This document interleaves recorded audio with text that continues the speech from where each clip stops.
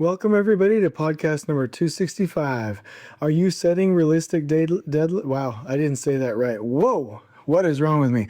Are you setting realistic deadlines? Stay with us. This is the Elevate Construction Podcast, delivering remarkable content for workers, leaders, and companies in construction wanting to take their next step.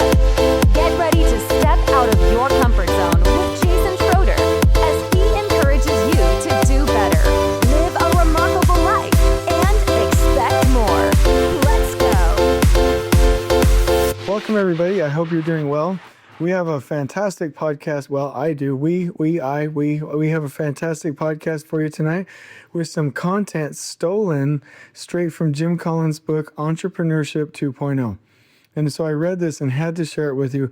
I'm really excited to talk to you about it, and it's titled Setting Deadlines. So let's get right into the scaffolding of this podcast so we can head in that wonderful direction.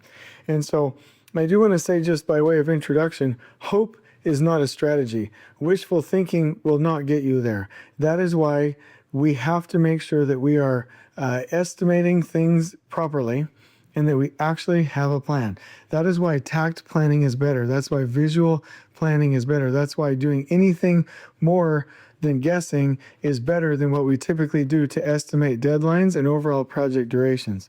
And in fact, I've told you many times, I have tracked, there's at least a 15 to 20% difference between what we attempt to sell the industry, meaning, contractors, and don't be mad at me for saying this, but contractors essentially lie to customers. And then contractors have to get back, that 5, 10, 15, 20% back that's actually needed to build the job, or we crash land the project because we're doing the slash and burn management style of undercutting budgets, team size, and overall duration.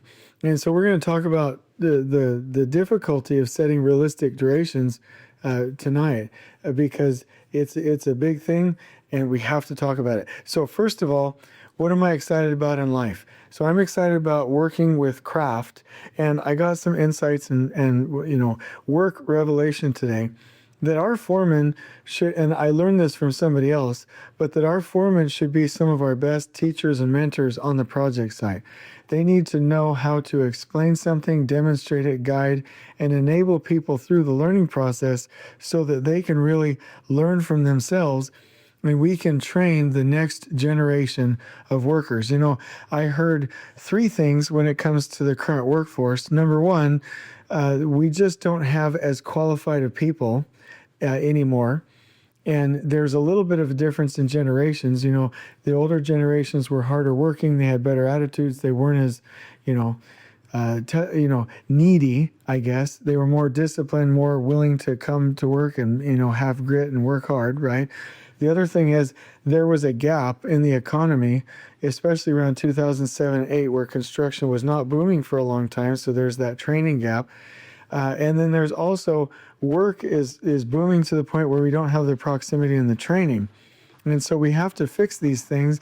And the way we do it is if we can't get great qualified workers from the industry, we need to make them.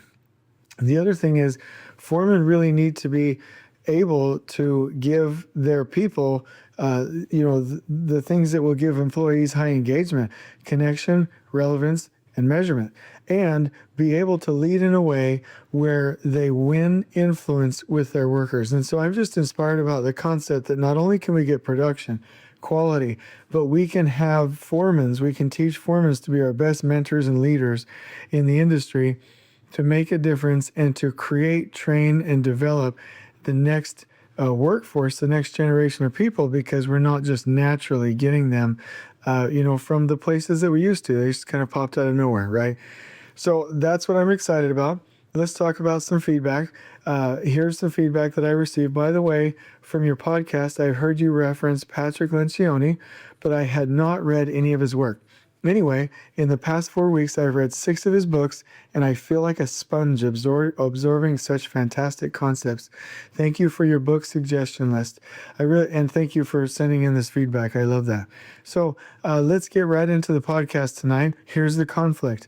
You are horrible at estimating deadlines, so get some help. And let me tell you two quick little snippets of a story. They're not full stories, but throughout my career, I've always said, "Hey, give me 5 minutes," and then 30 minutes later, I'd get back to somebody. Or, "Hey, give me 10 minutes," and then 2 hours, I'd get back later. Human beings are just horrible at estimating times and deadlines and durations. I remember one time being lectured by, and this sounds petty. I'm not being petty. I remember being lectured by a project executive once about an overall schedule. And I was like, "Hey, let's do a flow analysis. Let's do the Takt plan." And he was like, "Well, I can tell you already what this project is going to take. Foundations, that's about 3 months, superstructure, 4.5, finishes, I'm thinking about 5, then close out about 2 or 3. We're going to fit this in the box. I'm going to go ahead and submit this." And I was like, "Okay." And I did an analysis that showed we needed an additional 6 weeks to realistically build that thing, just even based on procurement.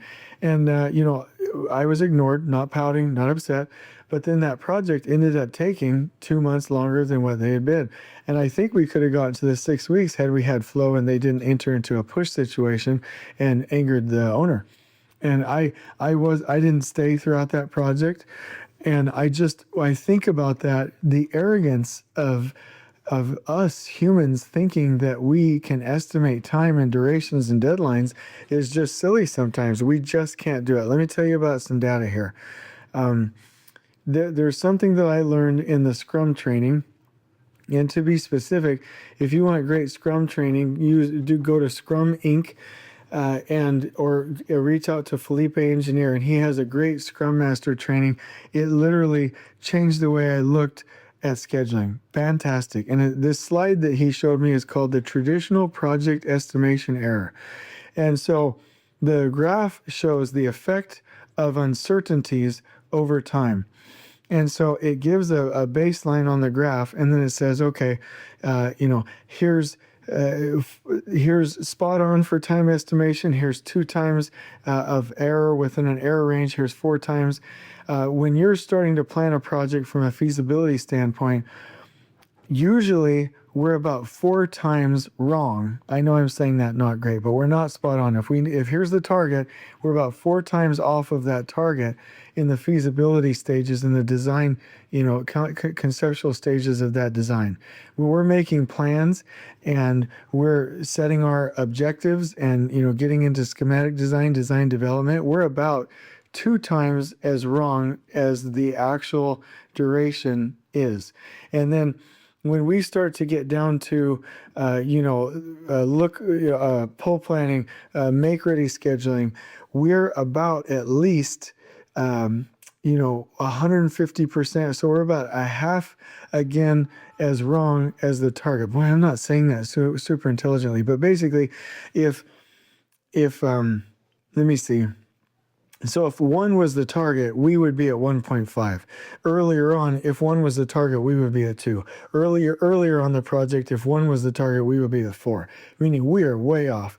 And then when you get right there at the end, right ahead of the work, and we're actually doing it in the work, then you get down to the actual target X, which would be 1. That is the absolute target, right? But before that, in phases of design, we can be up to 2 times or 4 times as off within a range. Meaning, here's a good way to explain it. So if a project really took a week, early, we could have assumed that it would take 5 weeks. Halfway through design, we could have assumed that it takes 2 weeks. In our make ready look ahead schedules, we could have assumed that it would, or estimated typically that it would take 1.5 weeks. But then when we get into the work, we realize it would take a week.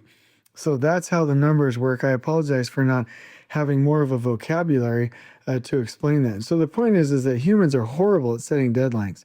We're better at estimating effort. So if you're like, "Jason, well, what do you want me to do?" Well, okay, so let me talk about a concept here. So there's something in Scrum called planning poker. And that's where, it's a little bit more complex than I'm giving it credit, but I don't want to bore you with the nuances here, although the concept isn't boring. But when we estimate effort versus time, so if you have an effort and you anchor that with a number, and then you say, okay, if that's the number, then tell me, on a certain number scale, what does this effort take? What does this take? What does this take? Usually within a range of about 1.25 or about a 25% error, you can consistently estimate effort, but not time.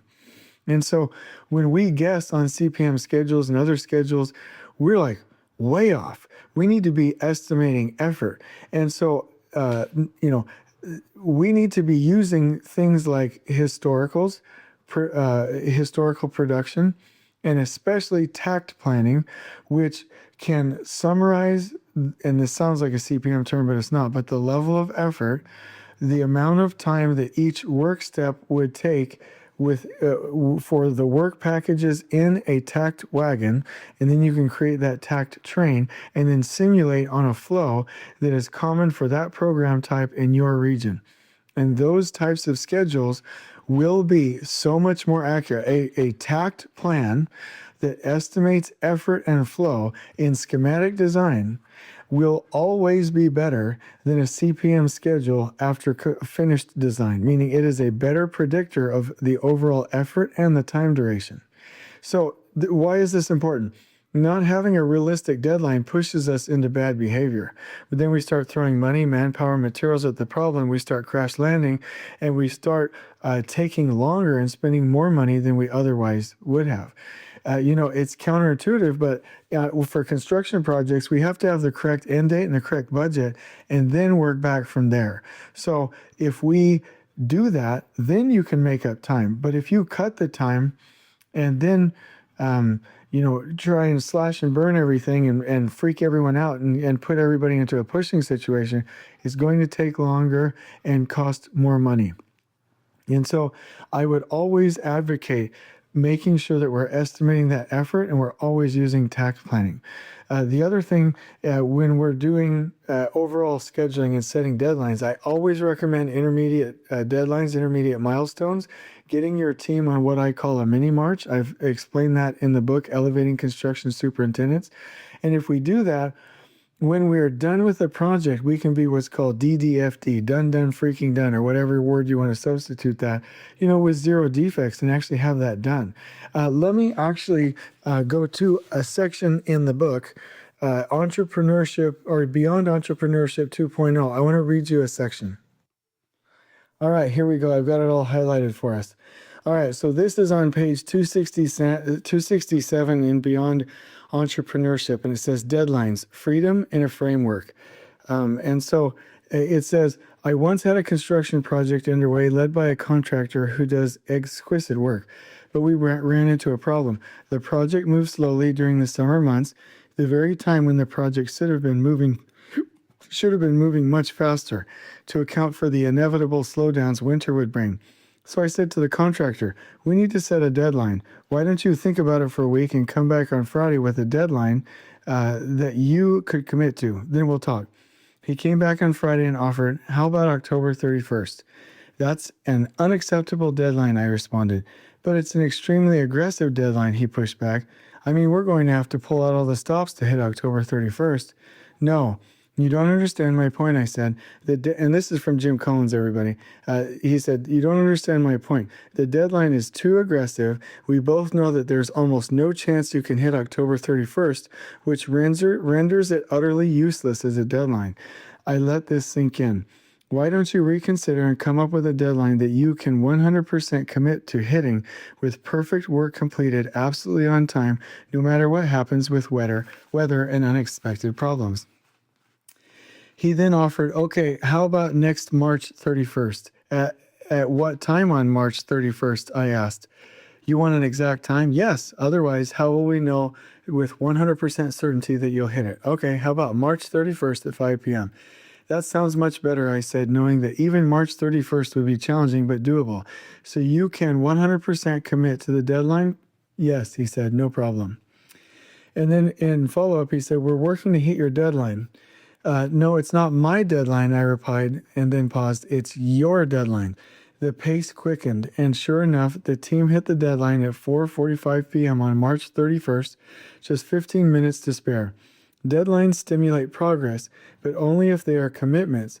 To hit a deadline means achieving the objective with absolutely A-level work, absolutely complete, absolutely on time, absolutely without complaint, absolutely if you establish deadlines that everyone knows will slip, then you have no deadlines. First, the person to whom you have committed initiates a change in the deadline without and this is in response to, in a culture of discipline, there are only two acceptable ways to miss a deadline. First, a person to whom you have committed initiates a change in the deadline without your having to ask. Or second, you are truly incapacitated by something that has happened to you or your loved ones, and it would be inhumane to hold you to the deadline. There's an art to setting deadlines. Some leaders prefer to simply impose a deadline, whereas others prefer to ask for a proposed deadline. I use both approaches depending on the circumstance, but my primary pattern is to ask for a proposed deadline and then navigate to a realistic date with zero tolerance for missing.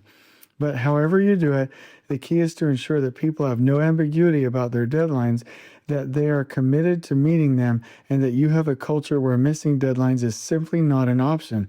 And that, in turn, means you need people who have the discipline to refuse to commit to deadlines that they cannot hit. If deadline slippage becomes routine, then deadlines do more harm than good. A culture of discipline at its best is about freedom and a framework of values and responsibilities. It is not about disciplining people. It is about finding self-disciplined people who always fulfill their commitments. It is not about expecting mindless obedience to rules or submission to hierarchy.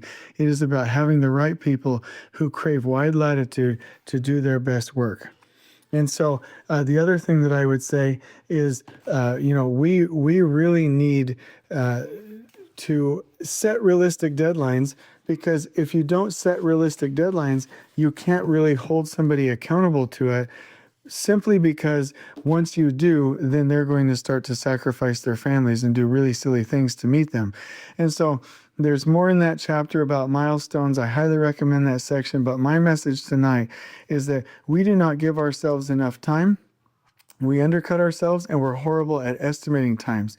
And so we need to use other systems, other metrics than guessing. Two solutions are estimating the effort and obviously using Takt planning. And we want to estimate what it will actually take and then have a culture of actually hitting that deadline and building trust with our owners. So we need to be better at setting deadlines, and we need to stop being horrible at estimating them the wrong way. So get some help. On we go. Please join us next time in elevating the entire construction experience for workers, leaders, and companies coast to coast. If you're enjoying the show, please feel free to share with your construction colleagues and help us spread the word by rating, subscribing, and